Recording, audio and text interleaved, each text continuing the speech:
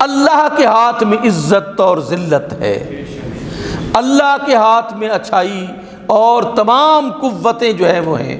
آج آپ 1000 کوشش کر لیں، اگر اللہ نہ چاہے تو کبھی بھی نہیں ہو سکتا۔ تعز من تشاء وتذل من تشاء، وہ جسے چاہتا ہے عزت دیتا ہے، جسے چاہتا ہے ذلت دیتا ہے، اسی کے ہاتھ میں ہے۔ بیدک الخیر، اسی کے ہاتھ میں خیر کے تمام دروازے اسی کے ہاتھ میں ہیں، تمام دروازے اسی کے ہاتھ میں، یعنی تمام جو اچھائی کا راستہ ہے وہ اللہ کی طرف ہے سارا سارا۔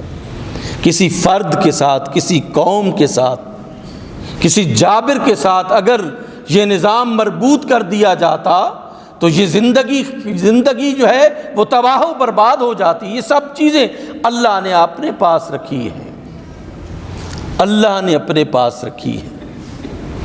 وہ لوگ جو آج غزہ میں معصور، ایک اوپن جیل میں معصور، اپنی بقا کی اور اپنے علاقے کی بقا کی جنگ لڑ رہے ہیں، انہیں پتہ ہے ہم کمزور ہیں، انہیں پتہ ہے ہم مقابلہ نہیں کر سکتے، لیکن وہ کھڑے ہیں کس پر؟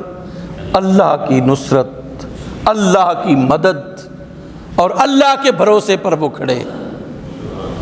ایک وہ وقت تھا کہ جب ان کے پاس گلیل اور پتھر کے علاوہ کچھ بھی نہیں تھا، آج وہ میزائل داغ رہے ہیں۔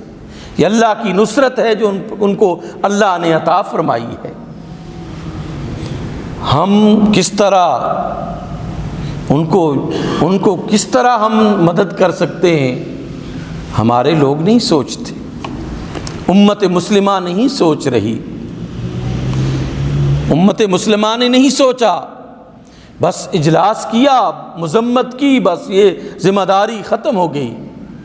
جنہوں نے سرپرستیاں کرنی ہوتی ہیں وہ اسرائیل میں جا کر تھپکیاں دیتے ہیں نیتن یاہو کو، وہ کہتے ہیں کہ ہم تمہارے ساتھ کھڑے ہیں، وہ کہتے ہیں کہ ہم ہم اسلحہ تمہارے لیے لے کے آئے ہیں، امداد تمہارے لیے لے کے آئے ہیں۔ ہمارے آس پاس کے ملک جو ہے وہ ذلت اور رسوائی میں مبتلا ہیں، ان کے بھائی پس رہے ہیں ظلم کی چکی میں، لیکن ان کی جرت نہیں ہے کہ ان کے لیے بارڈر کھولیں، ان کی جرت نہیں ہے کہ ان کے لیے غذا اور دوا پہنچائیں۔ آج مصر نے اسے قبول کیا، کتنی اس کی ترقی ہوئی۔ ترکی جو ہے وہ ادھر ادھر کی باتیں کر کے اس کو قبول کیا۔ یہ جو ہمارا متحدہ عرب امارات ہے اس نے قبول کیا، کون سے 4 چاند لگ گئے ان کی معیشتوں کو، اور آئندہ کبھی بھی نہیں لگیں گے۔ لیکن اپنے مسلمانوں کو تو ہمیں بچانا چاہیے نا، ان کی تو مدد کرنی چاہیے، ان کو تو ظلم سے نجات دلانی چاہیے۔ یہ مشترکہ فریضہ ہے امت مسلمہ کا، یہ کسی ایک ملک کا نہیں ہے، یہ سب کا مشترکہ فریضہ ہے۔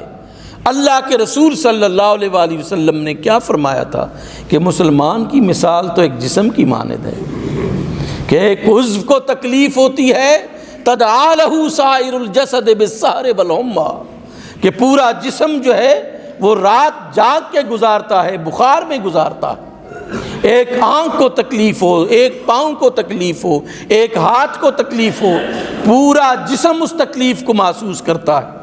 آج ہم اتنے بے حس ہو گئے کہ اس کے خلاف کوئی نعرہ لگا دے تو اس بندے کے خلاف FIR کاٹ دیں کہ آپ نے جو ہے وہ اسرائیل کے خلاف نعرہ کیوں لگایا۔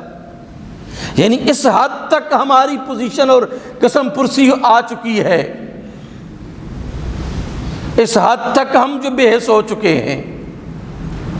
یہ اللہ ہم سے پوچھے گا، قوموں کی زندگیوں میں جب غیرت ختم ہو جاتی ہے، وہ بے حسی پھر چھا جاتی ہے، پھر کوئی بھی نہیں اٹھا سکتا، پھر حتیٰ کہ وہ اللہ کی نظر عنایت اور رحمت اور احسان سے بھی دور چلے جاتے۔